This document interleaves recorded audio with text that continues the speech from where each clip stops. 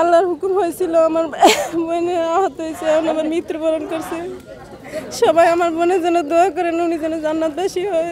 আমার বোনের পুরো ভালো আছিল, আমরা 6 বোন আছিল, কোনো সময় কোনো কাজে না, দরকার না, কোনো কাবিজ না। কে আল্লাহকে কোনোদিন কালামুখ করে কথা কনে, ব্যবহার কত সুন্দর আসিল, আমাকে লগে বোনের মতনে কি মিলে তালে আসিল, শ্বশুর শাশুড়ির লগে মিলে তালে আসিল। এক জিনিস তৈরি করলে সবের লইয়া খাইছে, একলা খাই না। জীবন বীমা কর্পোরেশন নতুন নতুন পলিসি চালু করে আসছে। জীবন বীমা কর্পোরেশন অনেক যুদ্ধ লড়াই করিয়া দুনিয়া থেকে আজকে চিরবিদায় নিয়েছে কালকে, বুঝলেন। আসলে তার অসহায় পড়িয়া তারা এই কাজ করতে গেছে, এখন তার 2-1টা ছেলে 1টা মেয়ে, আর কোনো উপায় নাই, বুঝছেন।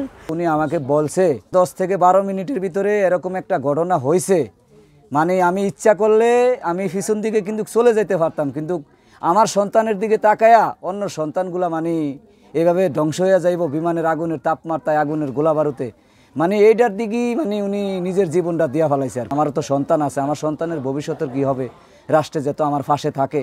আমাদের যে বোন মারা গিয়েছে উত্তরার বিমান দুর্ঘটনায়, সেই জানাজায় সামিল হতে আমরা এসেছি। এই যে আমাদের যে নিহত পরিবার আছে তাদের পরিবারের পাশে থাকার জন্য, এবং সরকারি যে সহায়তা যেটা যখন সময় মতো আসবে সেটা আমরা তাদেরকে পৌঁছে দেবো, এবং আজকে যে সাপোর্ট তাদের লাগে জানাজা বা অন্য ক্ষেত্রে আমরা সেটা সবসময় তাদেরকেই করবো, তাদের পাশে থাকবে এবং তাদেরকে যে সাধ্যমতো যে চেষ্টা আমরা করবো যে তাদেরকে দেওয়ার জন্য।